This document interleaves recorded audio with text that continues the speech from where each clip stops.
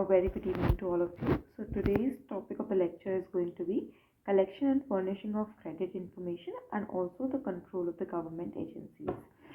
Chapter 3A of the RBI Act talks about collection and furnishing of credit information, जिसके अंतर्गत ये कहा गया कि जो RBI है, it is empowered to collect credit information from banking companies plus also to furnish such information in a consolidated form to any banking company. Now what is this credit info? We need to understand this first. अगर हम credit info की बात कर रहे हैं तो इसके अंदर कुछ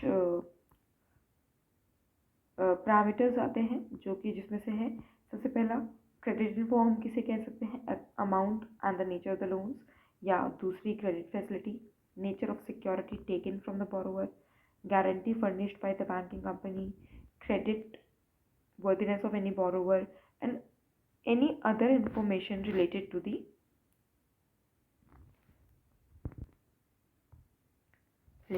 borrowing of any credit, right? So these things can be considered as part of the credit information. Before moving on to the provision, firstly we need to understand जो हमारा lender है, that is a banking company, वो कौन कौन से banks हो सकते हैं. Scheduled banks हो सकते हैं, नॉन स्केड्यूल्ड बैंक हो सकते हैं, SBI हो सकता है, सब्सिडरी बैंक हो सकता है, नेशनलाइज्ड बैंक और any other financial institution notified by the central government. But when it comes to the borrower कौन कौन से लोग हो सकते हैं? कंपनी के केस में उसके सब्सिडरीज हो सकते हैं, HUF के केस में any member of the family और द फर्म, पार्टनरशिप के केस में एनी पार्टनर, इंडिविजुअल केस में anyone. So notable point over here is जो credit info है, it is required in respect of the big borrowers only. So we need to keep in mind कि जो credit info है हर छोटे मोटे borrower के लिए नहीं होती है. आप जब कोई एक बहुत substantial amount borrow करता है उसके regarding credit information को collect किया furnish करना is more important. So section 45 capital C empowers the RBI to direct any banking company to submit the statements relating to the credit info in the specified time and the form, and every banking company shall be bound to comply with such direction. Any credit information submitted by a banking company to RBI to any banking company shall be treated as confidential and cannot be published or disclosed. But definitely that provision is not absolute in its manner. Rather we can say that it has certain exceptions to it. यानी disclosure किया जा सकता है but you need to have a previous permission of the RBI.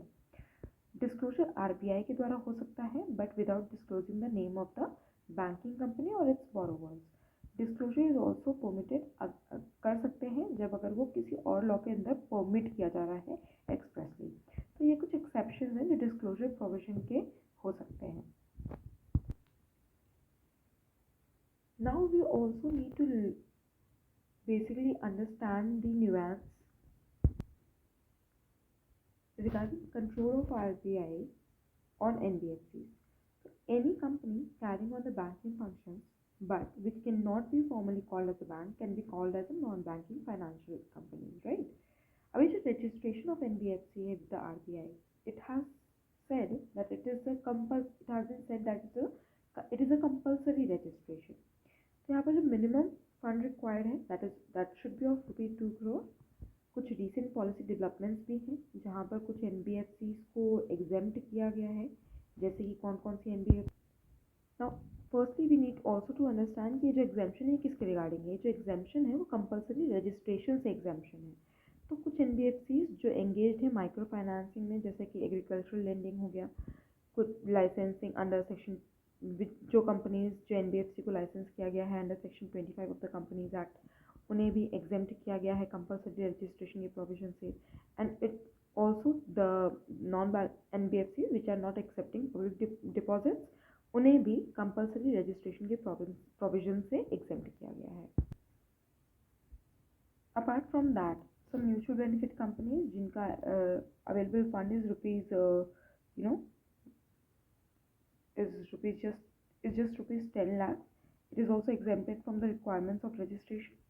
NBFCs, they need to constitute certain kind of audit committee जहाँ पर not less than 3 directors होने चाहिए, and if they have assets of ₹50 crore, they need to have this audit committee. यानी 50 करोड़ की capital वाले NBFC को definitely audit committee बनानी पड़ेगी जहाँ पर एटलीस्ट 3 डायरेक्टर्स उसके मेंबर हों. So that is the, that these are certain modes of control which have been exercised by the government through RBI over the NBFCs.